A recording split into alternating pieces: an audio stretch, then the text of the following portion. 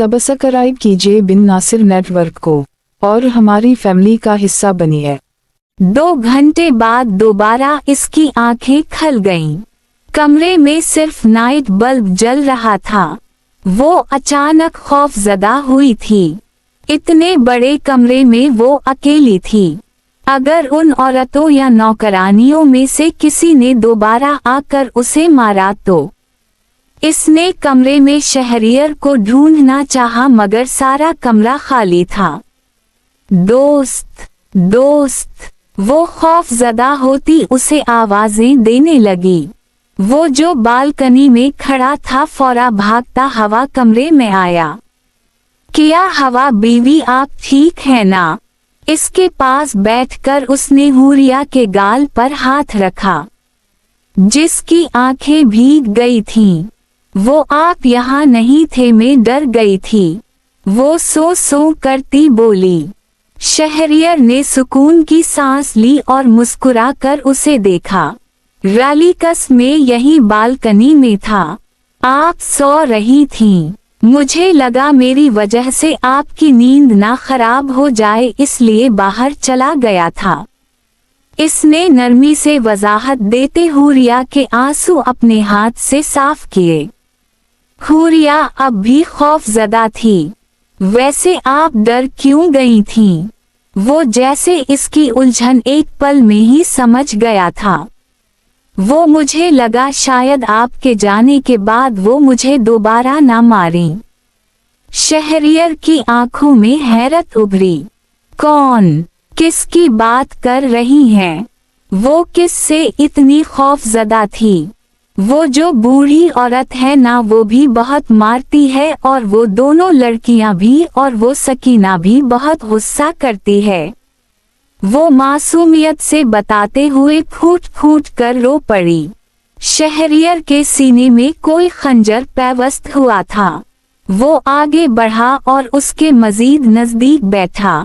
रालिकस बीवी, आप रोएं तो मत, और अब मैं कहीं नहीं जाऊंगा, आपके पास ही हूँ और आपको कोई औरत कुछ नहीं कहेगी। मैं हूँ ना आपके साथ। किसी में इतनी हिम्मत नहीं कि अब वो शहरियर सुल्तान की बीवी को आंख उठाकर भी देख सके। उसने एक एक लफ्ज आंखों में आग की चिंगारियां लिए अदा किया। हूरिया रोना भूलकर हैरत से उसे देखने लगी। शहरियर ने दोबारा नरमी से इसके चेहरे से आंसू साफ किए। इसके लमस से हूरिया समटी थी। शहरियर ने महसूस किया वो इनकम्फर्टेबल हो रही थी, इसलिए फौरा उसने अपने हाथ पीछे कर लिए। इसे पहले हूरिया को अपने साथ कम्फर्टेबल करना होगा। अच्छा, आप ये बताएं कि आप इस गांव में कैसे आए और आपका घर कहाँ है? शहरियर को बहुत से सवाल परेशान कर रहे थे। हूरिया को तो उसने शहर में देखा था, फिर वो गांव में कैसे आई? हूरिया ने इस बार खुद अपना चेहरा साफ किया। मैं और बाबा शहर में रहते हैं। बाबा एक ऑफिस में जॉब करते हैं और बुआ मेरे पास घर में होती थीं। शहरियर हैरान हुआ। और आपकी माँ? उसने बेसाख्ता ये सवाल पूछा था, मगर हूरिया की आंखों में नमी बहुत तेजी से जुमा हुई। मैंने अपनी मामा को कभी नहीं देखा। बाबा ने बताया था कि जब मैं उस दुनिया में आई तब उनकी डेथ हो गई थी। वो चाह कर भी अपने लहजे को गीला होने से रोक ना पाई। शहरियर की आंखों में नमी उभरी। वो इतनी मासूम क्यों थी अब उसे समझ आ गई। वो बना माँ के पली बड़ी थी। बाबा मुझसे बहुत प्यार करते थे।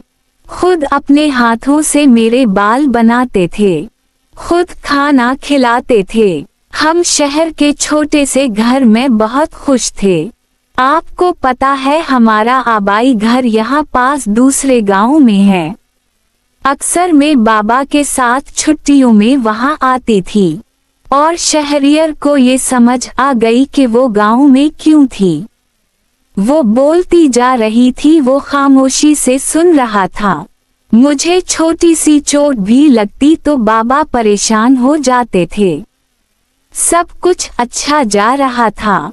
मैं डॉक्टर बनना चाहती थी, क्योंकि बाबा ने बताया था कि गांव के हॉस्टल में कोई लेडी डॉक्टर नहीं थी, इसलिए वो मेरी मामा को बचा नहीं पाए। अगर कोई डॉक्टर होती तो मेरी मामा का इलाज टाइम पर हो जाता।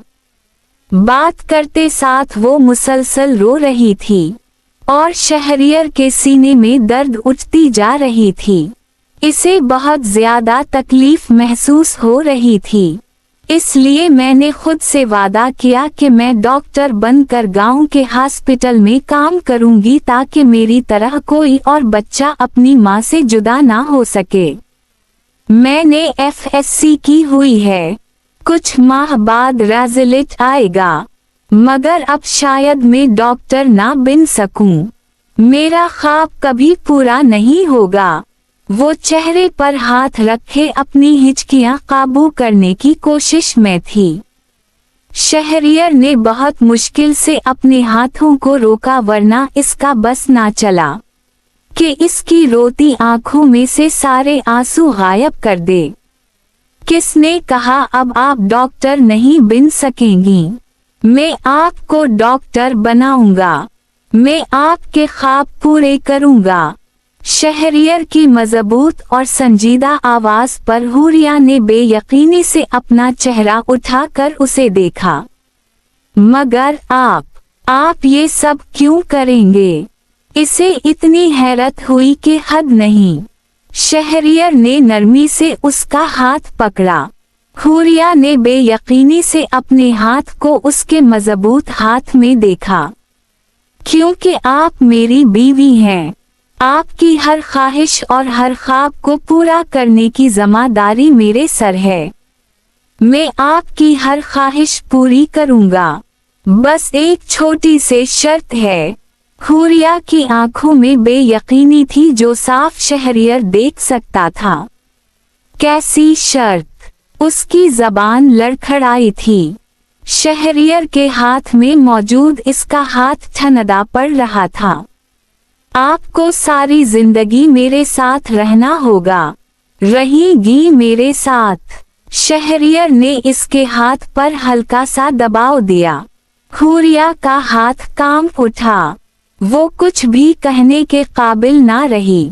कुछ समझ ही नहीं आ रही थी कि क्या कहे। मैं इसे समझ ना आई वो क्या कहे। कोई जल्दी नहीं, आप सोच समझकर जवाब दे सकती हैं।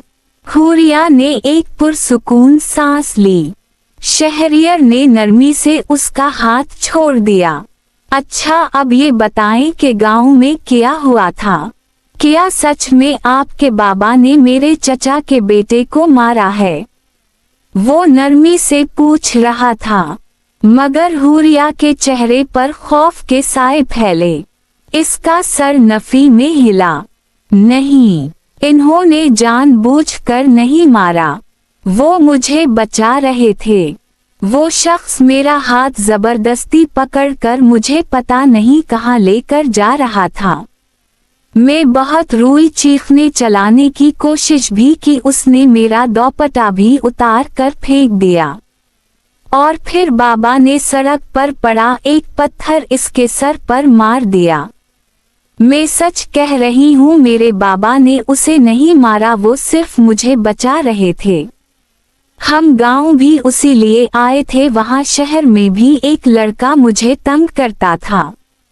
जैसे जैसे हुरिया आंसू की रवानी में बोल रही थी, शहरियर का चेहरा सफेद पड़ता जा रहा है। वो जो बता रही थी, शहरियर सब समझ गया था। क्या हुआ था शहर में, सब बताएं। उसने बहुत मुश्किल से खुद पर काबू पाते सवाल पूछा, क्योंकि इसे सब तफसील में जानना था। ये 2 माह पहले की बात है। 2 माह पहले ही सब शुरू हुआ था। वो दोनों भागती हुई सड़क क्रॉस कर रही थीं। आज तुम्हारी वजह से लेट हो गए, बुआ परेशान हो रही होंगी। हुरिया ने अपनी दोस्त ज़ैनब को डांटते हुए कहा। अच्छा बाबा, मैं बुआ से बात कर लूंगी कि मेरी वजह से लेट हुए। ओके अब चलो। इसने हुरिया का हाथ पकड़ा और इसे लेकर सड़क पर चलने लगी। उनका घर कॉलेज के पास ही था, दोनों चल कर ही जाती थीं। इतने में सामने से एक काले रंग की कार आ रही थी और दूसरी तरफ एक बूढ़ा आदमी सड़क पार कर रहा था। अचानक वो कार इस आदमी में आकर टकराई। वो बेचारा बूढ़ा सड़क पर गिर गया। वो देख जीनी एक बाबा गिर गए, चलो उनकी मदद करते हैं। सदा की रहम दिल हुरिया फौरा अपना हाथ छुड़वा कर सड़क की तरफ भागी। ज़ैनब भी इसके पीछे ही भागी। दूसरी तरफ गाड़ी में से एक अमीर रईस ज़्यादा बाहर निकला और इन बाबा का कॉलर पकड़ लिया। अंधे हो क्या देखकर नहीं चल सकते? वो निहायत बदतमीजी से चीखा था। बेटा तुम तेज आ रहे थे। इस आदमी ने अपना दिफा करना चाहा। नौजवान को तो गुस्सा ही आ गया। उसने एक थप्पड़ इस बूढ़े को मार दिया। ज़ैनब की तो आंखें फैलें। फिर इसने बूढ़े को जमीन बोस कर दिया। ओह हेलो मिस्टर, बड़े बूढ़ों से बात करने की तमीज नहीं यही सिखाया है क्या तुम्हारे माँ बाप ने? एक तो खुद ड्रिंक करके गाड़ी चला रहे हो, ऊपर से किसी कमजोर पर हाथ उठा रहे हो। ज़ैनब गुस्से से गरजी, मगर इसकी नजर तो अचानक इस लड़की पर गई जो झुककर इस बूढ़े को उठाकर खड़ा कर रही थी। इसने अपनी आंखों से गोगल्स उतारे और इस लड़की का सरता पैर जायजा लेने लगा। To be continue.